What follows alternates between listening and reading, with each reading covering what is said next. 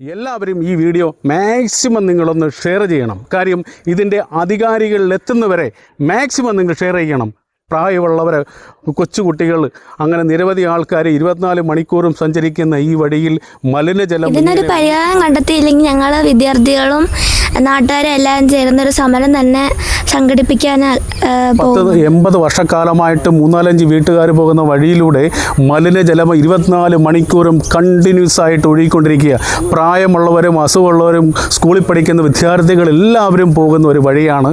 നമ്മുടെ രാജ്യത്ത്, നമ്മുടെ ഇന്ത്യയിൽ ആരോഗ്യത്തിന് മുഖ്യ പ്രാധാന്യം നൽകുന്ന ഈ കാലഘട്ടത്തിൽ 2026 കഴിഞ്ഞ കാലങ്ങളിലെത്താം കേരളം ആരോഗ്യത്തിൻ്റെ പേരിൽ ഒന്നാമതാണെന്ന് പറഞ്ഞ നമ്മുടെ നാട്ടിൽ, നമ്മുടെ ദൈവത്തിൻ്റെ സ്വന്തം നാട്ടിൽ മാലിന്യ വിമുക്തം എന്ന് പറഞ്ഞു കിടക്കുന്നതിനകത്ത് കവർ പാല് വാങ്ങിച്ചാൽ അപരസേന വന്ന് 50 രൂപ വീട്ടിൽ വരുമ്പോൾ നിങ്ങൾ ഓർക്കണം, ഇവിടെ തൊട്ടടുത്തുള്ള അല്ലെങ്കിൽ ഹെൽത്ത് സെൻ്ററിലെ ഉദ്യോഗസ്ഥർ അല്ലെങ്കിൽ വാർഡ് മെമ്പർമാർ ശ്രദ്ധിക്കണം. ഇവിടെ കഴിഞ്ഞ കാലം ഇവിടെ അടുത്ത ബംഗാളികളെ താമസിപ്പിച്ചിരിക്കുക ഒരാൾ.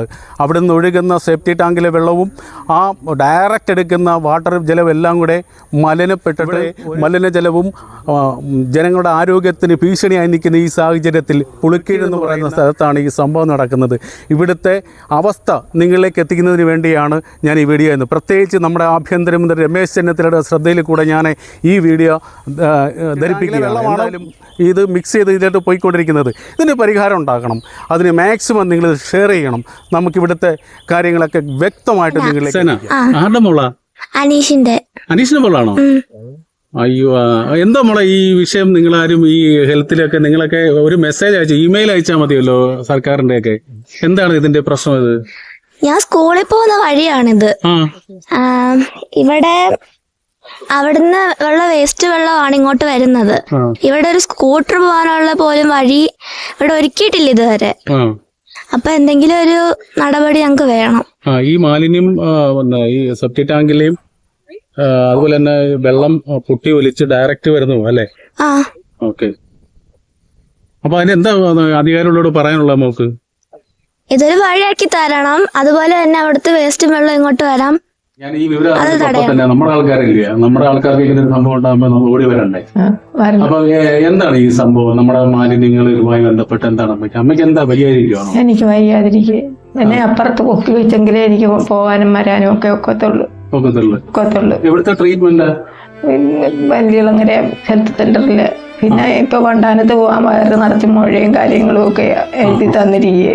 അപ്പൊ ഇത്രയും അസുഖമായിട്ട് ചികിത്സയിലിരിക്കുന്ന ഒരു വീടിന്റെ പരിസരത്ത് ഇത്രയും മലിനമായ മാലിന്യം ഒഴുകുകയാണ് അല്ലേ? അത് അമ്മയ്ക്ക് എന്താണ് അധികാരികളോട് പറയാനുള്ളത്?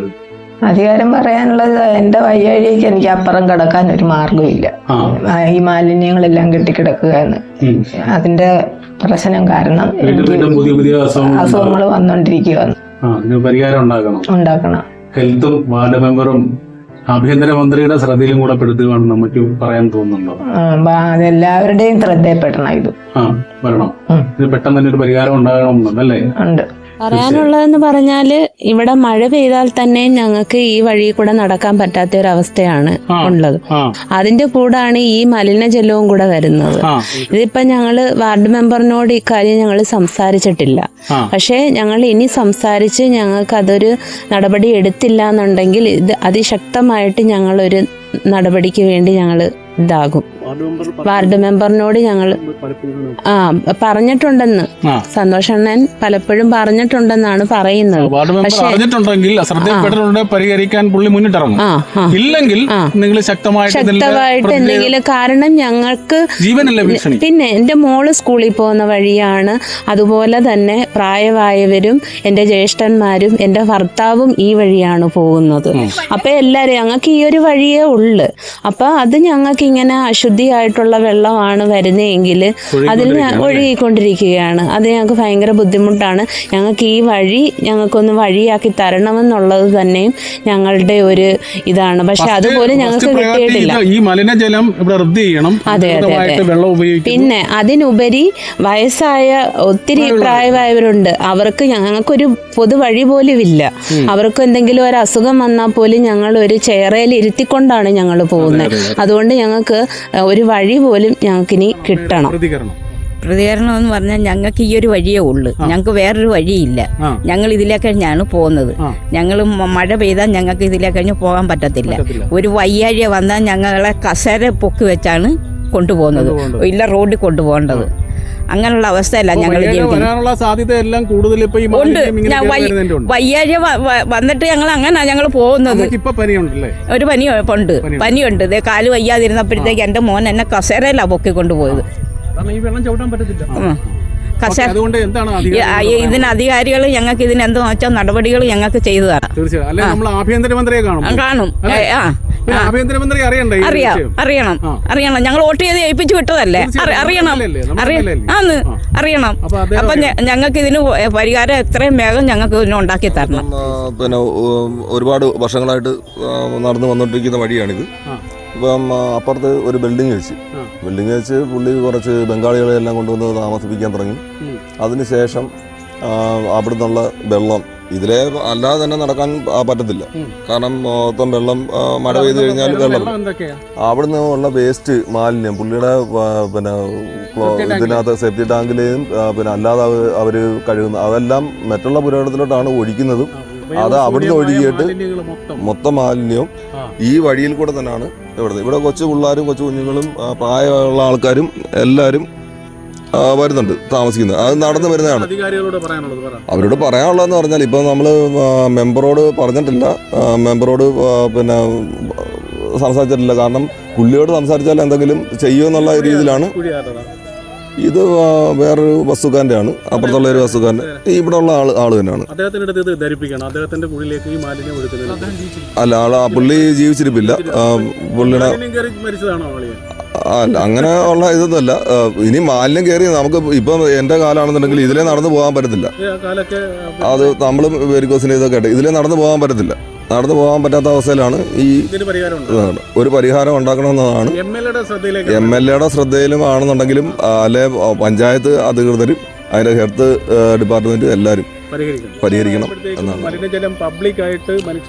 പബ്ലിക്കായിട്ട് വരുമെന്നുള്ള കാര്യം എന്ന് വെച്ച് കഴിഞ്ഞാൽ ഞാൻ ഇവരോടൊക്കെ പറഞ്ഞ് നമ്മൾ വേറെ ആരോടും പറയണ്ട, ഞാൻ അദ്ദേഹത്തിനോട് സംസാരിക്കാം. ഞാനൊരു പല പ്രാവശ്യം സംസാരിച്ചു. മീൻസ് ഒരു 4-5 ദിവസത്തിന് മുമ്പ് ഞാൻ ഈ പുളുക്കി വെച്ച് അദ്ദേഹത്തിനെ ഞാൻ കണ്ടിട്ട് ഞാൻ പറഞ്ഞു, പ്രസന്നകുമാറെ ഇന്ന പോലെ ഈ പിന്നെ ഈ വെള്ളം ഇങ്ങനെ വീണ്ടും ഒഴുകുന്നുണ്ട്, നമുക്ക് നിരന്തരം നമുക്കൊരു ശല്യമായിട്ട് മാറിയേക്കുവാണല്ലോ ഇത്.